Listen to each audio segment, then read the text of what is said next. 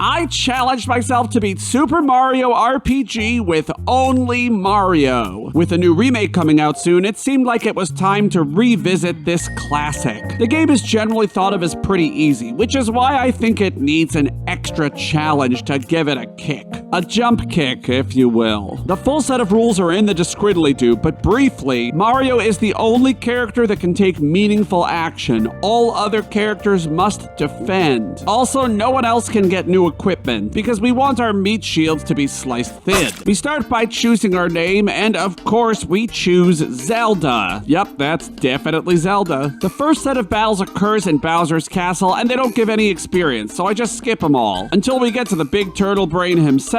This battle's scripted. You just hit the chain link and it drops Bowser's chandelier. No big deal. But then a giant sword stabs the castle and throws us back to Toad House. Rude. So we go back to Mushroom Way, save Toad a few times so we can pilfer his items, and then fight the Hammer Bros. And this battle provides a great opportunity to talk about how powerful Mario's jump ability is. Yeah, just the regular jump ability. Every time Mario uses his jump ability, it becomes a little bit stronger. It's kind of his second form of experience in this game. And those small incremental power increases add up. So much so that in this battle, I hit the first Hammer Bro with a jump attack and it does 48, and I hit the second one with a jump attack and it does 50, killing him. I didn't plan that, but I'm very glad that first jump attack didn't kill the first Hammer Bro. The reason for that is that once one of them dies, the other one will strengthen itself, making itself harder to kill. So after the first one dies, I'm able to finish off the second Hammer Bro with one final jump attack. So we get a hammer, have a pantomime session with the king, meet Mallow, and head on to Bandit's Way. Here we reach level 3 and learn the Fire Orb attack, which is perfect timing because Croco is next and he has a fire weakness. Now, this battle is balanced pretty well for having two characters, but not that well for just one. Croco's bomb attack does 19 damage, which is over half, so I have to heal pretty conservatively to get through this one. But ultimately, since that's not the only attack Croco uses, I can defend against a lot of his physical attacks, and he goes down pretty quickly. So we head back to the castle, where Mac and his shysters have taken over, and the battle with Mac is pretty annoying. The thrust of it is that Mac summons 4 shysters, and when those shysters are there, Mac will jump up into the rafters and become invincible. Nope. The game intends you to use Mallow with his lightning bolt skill to kill all of them at once, immediately making Mac come down. However, with only Mario available to you, you can only do single target damage, meaning you have to kill each of the shysters individually. However, eventually, all of the shysters just run out of flower points, meaning that more than half of their turns get wasted because they try to use Drain and can't. So even though it takes a while, we're eventually able to take out Mac with little difficulty. And with that, we claim our first star piece. So after trading Mallow's frog coin for a cricket pie, which sounds absolutely disgusting, we head on to Tadpole Pond. But first, we have to traverse the Kiro sewers, which brings us to our first boss fight with Balome, which honestly isn't that hard. We plow through him with jump attacks. And after he goes down, we play the Midas River course, which gives us a free frog coin. I think it's possible to get 100 coins in this course, but I've never done it. If you have, though, I'd like to know. Let me know in the comments. Then we head on to Tadpole Pond and talk to Frogfucius, who reveals the biggest surprise of the entire game. Mallow is not a tadpole.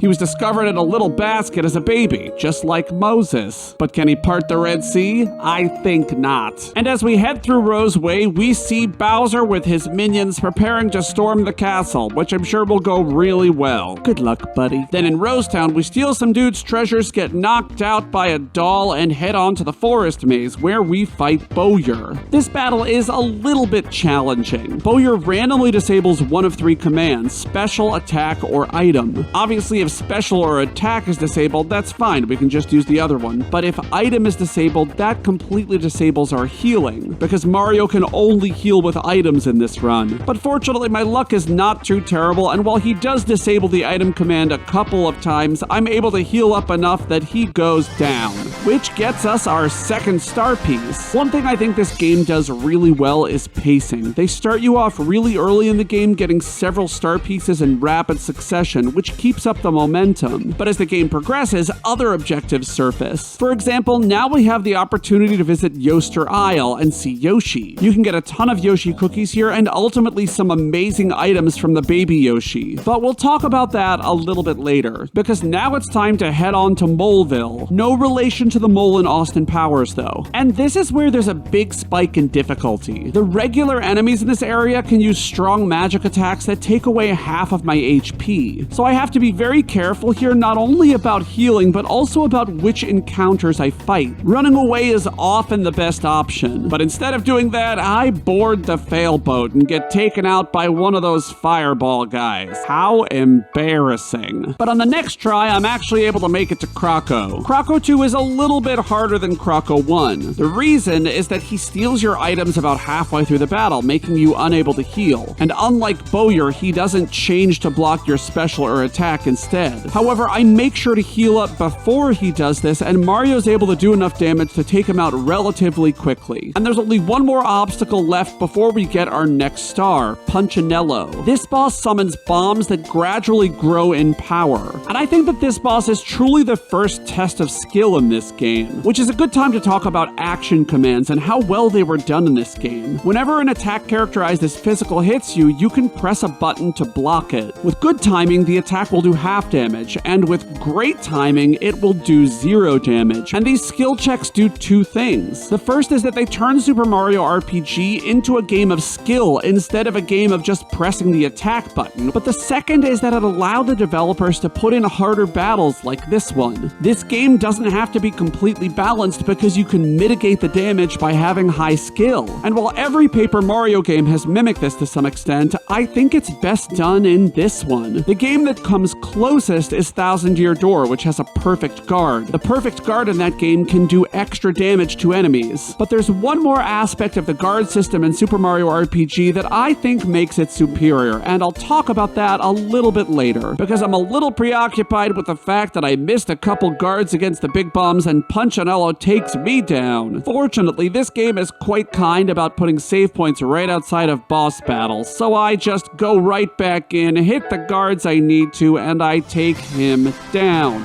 Nice. Then we ride some minecarts and meet up with Bowser at Booster's Tower. And I gotta talk about Bowser in this game, because this was the first game that really humanized Bowser. Before this, he was just a monster that kidnapped princesses, irredeemable. But in this game, it's revealed that Bowser is kind of a giant softie. He's actually just that school bully who picks on other kids because he has no friends. And I think this paved the way for a more humanized Bowser in other games too. Not only in the Paper Mario series, but also in the mainline Mario series. He just wants his castle back. I feel for the guy. I love Bowser. And this adorable scene with the chain chomp, which is a weird one because you can actually sell that chain chomp later. Friends don't sell friends. But anyway, we get to the top of Booster's Tower. We beat the curtain game and it's revealed that the password to the balcony where the princess is being held is Zelda. Yep, that's definitely Zelda. And the next battle is with Knife Guy and Great Guy. Knife Guy uses physical attacks and is weak to magic, and Great Guy uses magic and is weak to physical attacks. And they go down pretty easily. And then we head to Booster Hill, where I'm reminded how many amazing minigames Super Mario RPG has. On this one, you have to jump on barrels and sniffets to catch up with the princess. Every time you catch up with her, you get a flower, which means you get more flower points, which is super helpful because it means you can use more skills. And in case you're wondering, I got 10 flowers on this one, which I'm pretty proud of. So then we head on to Marymore, where we have to do another minigame. Breaking into the wedding hall has caused Princess Peach to lose all of her jewelry and her crown. And after that, we have to fight a cake, but I'm actually going to talk about that battle a little bit later, but suffice it to say I died a few times. Princess Toadstool now Mary Poppinses her way into the party. And we need more games where Peach is like this. She's a rebel, and she also can hit enemies with a frying pan. We next head on to Star Hill. As the story goes, people wish for things, those wishes go up to Star Road, are transformed into stars, and then once they're granted, fall to Star Hill. But unfortunately, because Smithy drove his giant sword through Star Road, those wishes are now falling without being granted first. And even though this part of the game is a little bit slow in terms of battles, I appreciate that it provides more character development for Mallow. His wish fell, and it says he wishes he weren't such a crybaby crybaby, and his parents' wish also fell. But before long, we grab our 4th star and head on to Seaside Town, where we get one of the most important items in the run, the Sia item. This item allows you to run away from any battle in the game with no issue, and it's gonna be in my inventory for the rest of the game, because there is no feeling worse than running away from a battle that you know you can't win and then getting killed because you failed. And then the Elder tells us that there is a star piece in the sunken ship, which is a reminder that you should never buy a boat. The sunken ship represents another difficulty spike. There are multiple parties of 4 or 5 enemies that can easily take Mario out, so I do a little bit of grinding here against the dry bones. They're fantastic to grind against because any fire or electric type skill will kill them instantly. Actually, I think any kind of magic damage except jump damage kills them. And I'll be exploiting this a little bit later in the run as well. So after this grind, I head back to Seaside Town and stay in the inn, which is not at all creepy, and we go back to the sunken ship. For the fight with the giant squid, I equip the Fearless Ring, and the fight goes pretty smoothly. Then I fight the treasure box monster to get the safety badge, which prevents all statuses. But interestingly, in this same area, there's an item that does the same thing, but more, the safety ring. The safety ring not only prevents all status effects, but also prevents all elemental damage and instant death attacks, which is going to come in very handy later. And this brings us to the fight with Johnny. In a casual run, the best way to fight Johnny is actually not to kill all of his minions. If you kill all his minions, he powers up and challenges Mario to a one-on-one battle. However, in a Mario-only battle, that's actually the best way to approach this fight. Now, if I were skilled, I actually would have just done 100 super jumps, but I am not that skilled. However, I've been using my jump attacks a lot, so the regular jump attack is going to be very powerful, and I'm able to take out Johnny without too much fanfare. And then we head back to Seaside Town. There, it's revealed that, shocker, the creepy mushroom people are actually Yuridovich. He's one of Smithy's minions who both has a spear and is a spear. How meta is that? He has powerful magic attacks, and he can also split into 2, increasing his attack power. So in a solo fight, healing frequently is essential. But unfortunately, I do enough damage that he goes down right after I use my last mid-mushroom. And that nets us our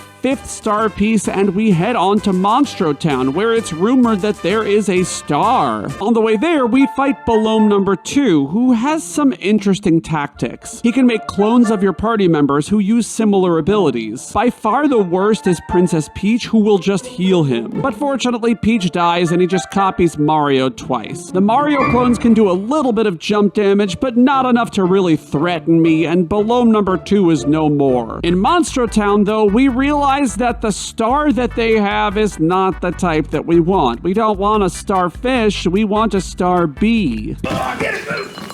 They don't allow you to have bees in here. So we feed the kitties, jump on some turtles, and head to Bean Valley, where the next boss is a giant piranha plant. And the first time I fight it, I try to use the Ghost Badge. This is an accessory that you get from Monstro Town. It halves all damage that you take from enemies. Unfortunately, though, this boss has the ability to turn all of your characters into mushrooms, and that is exactly what happens. So this Mario's dead. But the second time I re-equip my safety badge. Would have been easier if I'd equipped the safety ring, but hey, what can you do? And with judicious healing and not missing too many action commands when the plant tries to bite me, I finally overcome this challenge. And we get the seed, which will come in very handy later. And we climb the beanstalk to Nimbus Land. As it turns out, this is where Mallow is actually from, which makes sense because everyone here looks like a lumpy space princess, just like him. And it's here that I take another death,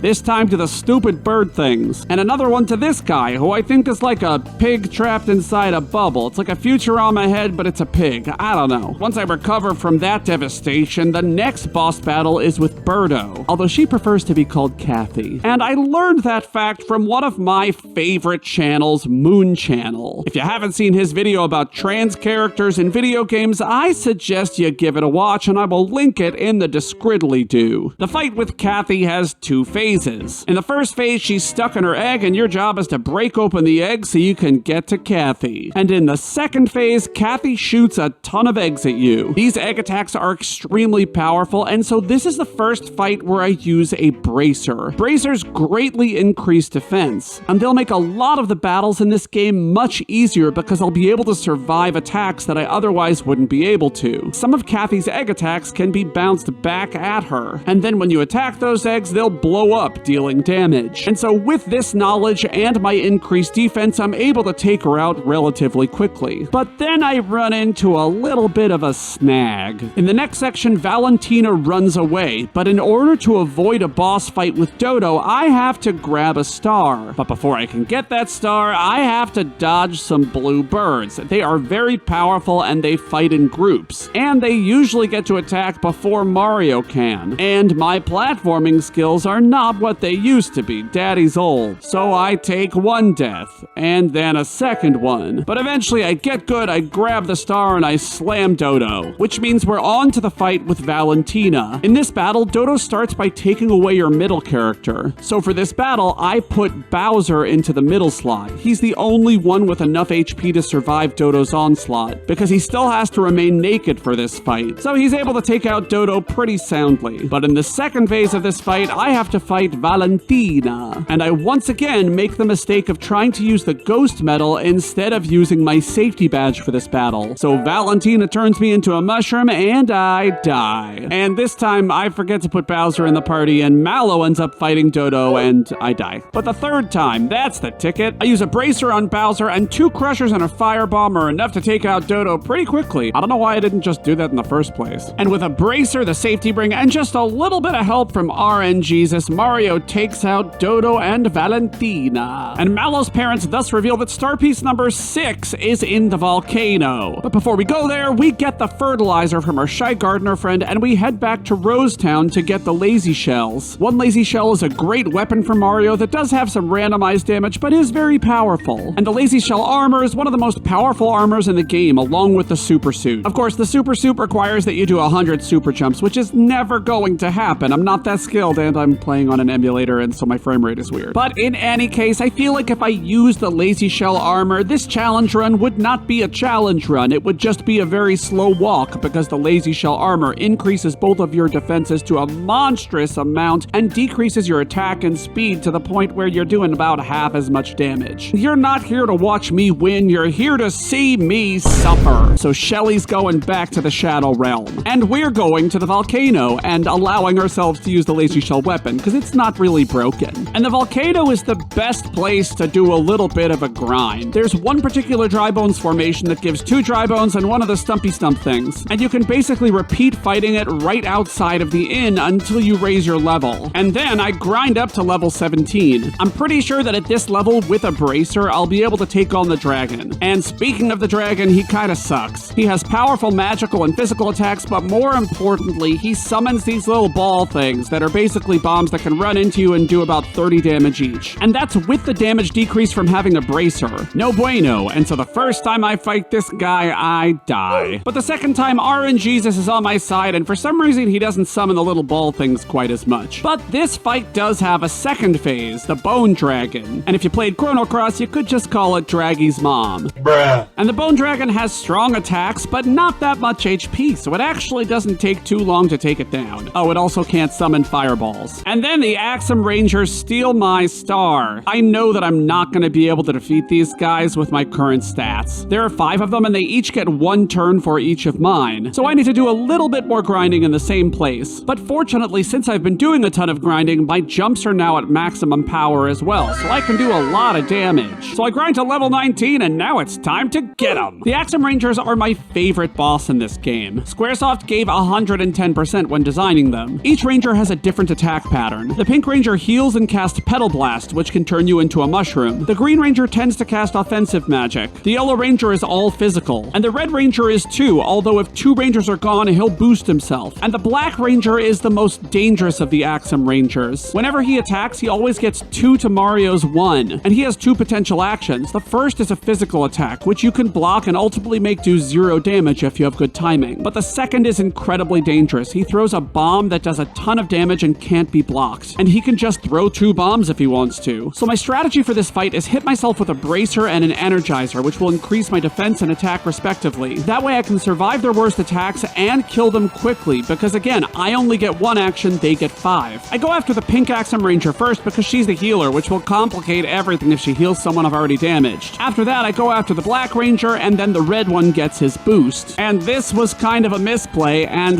that statement was foreshadowing. Anyway, with those 2 dead, the rest of the first phase goes pretty okay. I leave the Red Ranger until last, and he also goes down, but once he's dead, the second phase of this fight begins. The Red Ranger hops onto the ship's cannon, which fires the breaker beam, which does way too much damage. And I think I might have run out of mushrooms here because I decide to see if defending will reduce the amount of damage the breaker beam does, and it doesn't. So that's a death. Death number 15, if we're counting, which we are. But I buy some more mid mushrooms and I try again. But I change up the order I do things a little bit. So I use my bracer and energizer and I kill the Pink Ranger, and my next target after that is the Red Ranger, but then I get killed by the Black Ranger. Okay, try number 3. Bracer, energizer, but then I change up my strategy just a little bit. I noticed in the first battle that the Yellow Ranger went down in just 1 jump attack. That means that if I kill him, the Pink Ranger then can't heal him anyway, so it makes sense to just get rid of him first to decrease some of the enemy's damage output. After that, I go after the Pink Ranger. I go after Black next because that gets rid of a lot of the damage output of the enemy team. He goes down in only 2 jump attacks. Then 3 jumps takes out Red, and I save Green for last because he does the least amount of damage, meaning I can heal before Red jumps up to the ship. Then I take Green down with a Lazy Shell attack. I start the fight with a cannon at full health, and it only takes 4 jump attacks to take it down. And with its defeat, we get our 6th star piece. I can smell the finish line, folks. Before we head on to Smithy's lair, we have to do a little bit of farming. I can't easily get max mushrooms now, so I'll settle for Kiro Colas. They're actually better because they provide a full FP heal in addition to a full HP heal. I get them at the hotel, where I get a 50 coin discount as long as I stay there for a night, and I get a flower tab on top of it. The waiter there asks for a tip, but I don't give him one because tipping is a scam. Okay, it's actually not a scam for the workers, it's a scam for whoever's employing them, who should just pay them a damn working wage. Come on. And now is the part that you've all been waiting for. We get to ride a bus, but it's not our bus, it's somebody else's bus, which is the best kind of bus. Don't buy a bus. So we head to Smithy's lair on the bus, and let me just say that this portion of the game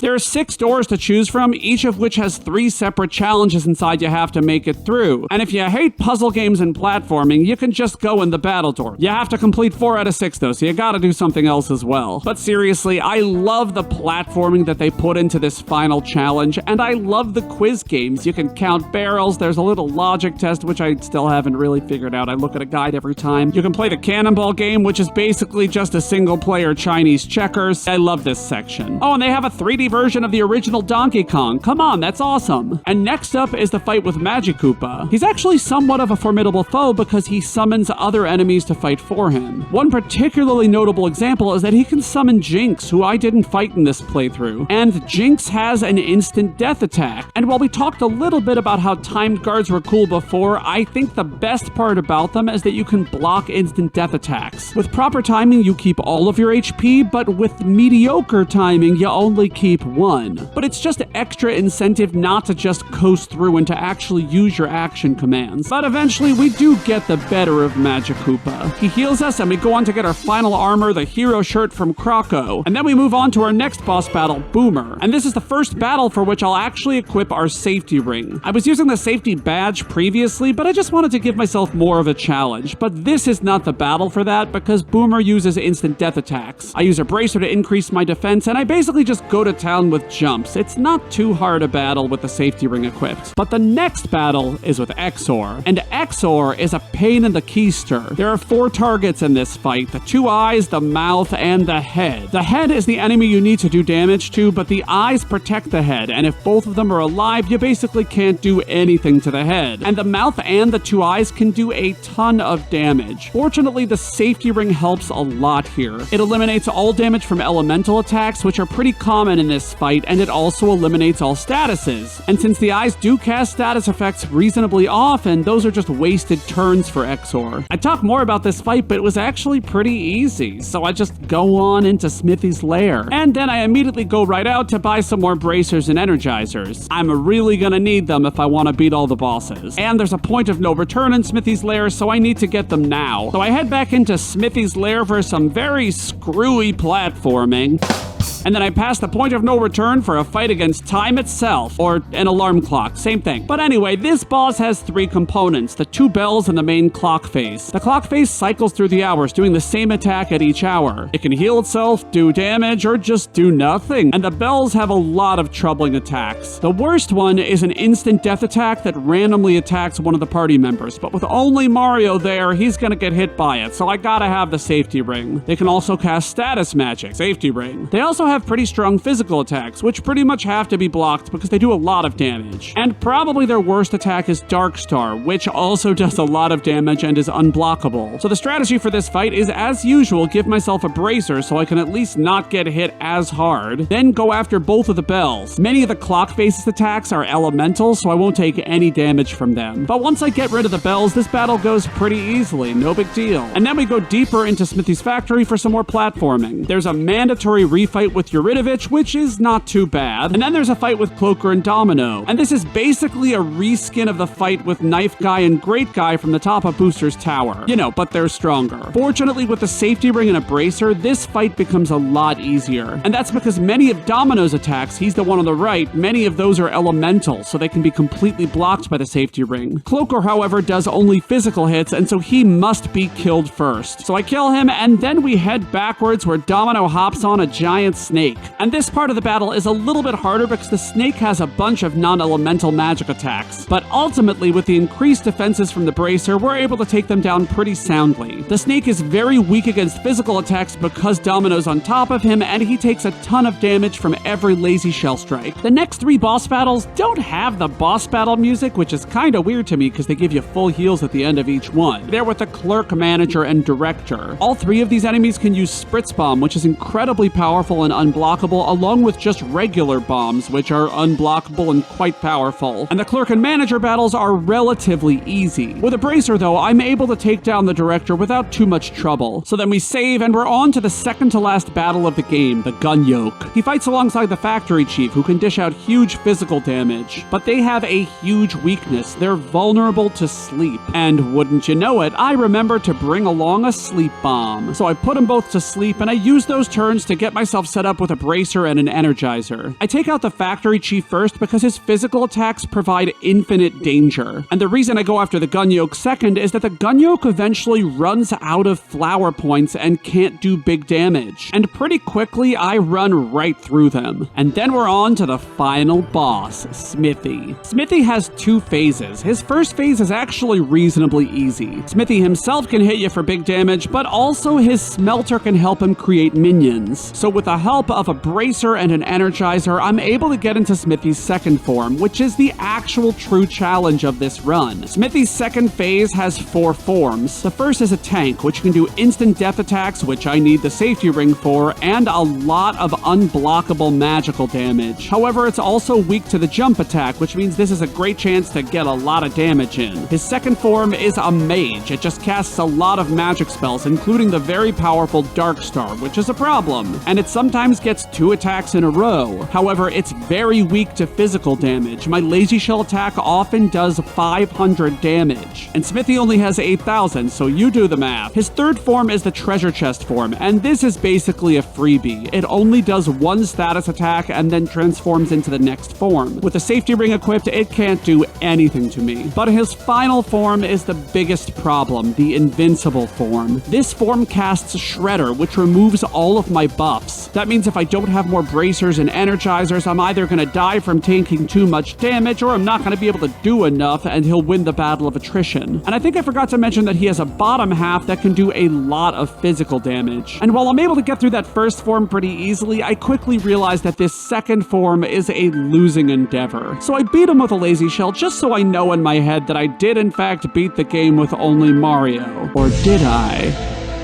But I go to sleep for the night because I need to think about how I'm going to approach this. And when I wake up the next day, I decide that I should just try to beat Culex, the super boss. I don't think I'll be able to do it, but I'm gonna try anyway. Culex is billed as the hardest boss in the game. He fights you alongside 4 crystals that can do a lot of damage. Now with the safety ring, the red one is pretty much useless. It only does fire damage, and that's completely cancelled out. The blue one mostly does water damage, which is cancelled out by the safety ring. However, it can use the very powerful diamond saw technique. The earth crystal is probably the most dangerous of the 4 because all of its attacks are non-elemental and unblockable. And the wind crystal is really not that bad. It only has 800 HP and it's weak to jump attacks, meaning Mario can pretty quickly take it out. But there's one more problem, and that's Culex himself. Culex uses Shredder, which removes all of my buffs. He has strong physical attacks, and he can use Dark Star, which is about as powerful as the Dark Star that Smithy has. Fortunately, he also sometimes uses fire magic, which can be completely cancelled out by the safety ring. So the starter tactic is pretty similar to all of the other hard boss fights in this game. I start with a bracer and maybe even an energizer if I have time. Then I use all of the rock candies that I've stored up. Those do 200 damage, 300 if I've used an energizer, and that means they can help me completely destroy the green crystal very quickly, as well as get some good damage on the other crystals. Once the green crystal is down, I have one goal: just survive. All of the crystals will eventually run out of flower points, meaning they won't be able to do anything, and the only obstacle in my way will be Culex. And once Culex dies, all of the crystals die with him. So on my 7th try of this fight, I finally get some good RNG, and the princess and Mallow get attacked first. I refresh my bracer every single time that Culex uses Shredder, and eventually the other 3 crystals run out of flower points, and it's time to go ham on Culex himself. Oh, I should mention that Culex also runs out of FP, which means that eventually he can't use Shredder, he can't use Dark Star. Basically, the only thing that he can do is physically attack. And so eventually, Culex goes down. And it kind of got me thinking, if I'm able to beat Culex, the super boss of this game, why am I not able to beat Smithy? I must be missing something. And then it hits me. There's an item that I don't have in my inventory that would make everything easier. Yoshi Aids. Yoshi Aids have the effect of a bracer and an energizer at the same time, which is fantastic because then you don't have to stock up on both bracers and energizers. You can consolidate your inventory space and only have one. The disadvantage is that they're only usable on one party member, but since we're only using one party member in this run, that's not a problem. So I go to Yoster Isle, I win a bunch of races on Yoshi to win a bunch of Yoshi cookies, about 150 to be exact, and then I get 7 Yoshi Aids. And ultimately, I fight my way back through Smithy's lair, back to Smithy. When I next fight Smithy, I'm at level 21, but unfortunately, when I get to Smithy's second form, he almost immediately kills Mario with a double bullet to the face. So I level to level 22 to see if that'll help, but unfortunately, on this try, the mage form gets a double attack and hits me with a spear rain followed by a sword rain and takes me out. So I gain one more level and try again at level 23. And if you've made it this far in the video, please do me a favor and hit that like button. It really helps to support my channel. And if you've ever been frustrated by YouTube not showing you when your favorite creator makes a video, join my Discord. My Discord server gets an immediate update whenever I post a new video. Thank you, and I appreciate each and every one of you. This time, it seems like everything's going right. I do take a lot of hits, but I also get a bunch of great blocks. I use my final max mushroom, and all I have left is a Kiro Kiro Cola, and I use it, and I deal one more blow, and finally, Smithy goes down. I have beaten Super Mario RPG with only Hold it! There's one more battle that we need to talk about. Remember earlier when we were in Marymore and I said that we were going to talk about the cake battle later? Well, that time is now. The battle with the cake has 3 phases. In the first phase, you're fighting against the 2 chefs, and once you do enough damage to it, they notice the cake is moving and they clear out. At this point, the cake's candles light up. And in this second phase, your goal is to extinguish all of the candles. 1 candle is extinguished for each attack that you do. However, every time the cake gets a turn, a candle comes back on. And the cake gets one turn for each of Mario's turns. So I tried this battle several times, but there is no way around this fight without using your other party members. Now, I was able to complete it without putting any equipment on my other party members, but still, this fight proves that it is not possible to beat Super Mario RPG with only Mario. I think it's important to do runs where I don't know if I'm going to be able to succeed, and so I hope you enjoyed this video, and I hope that you guys are looking forward to the remake of this game. I'll be sure to do more challenges once it comes out. Thanks for watching, see you in the next one, bye-bye.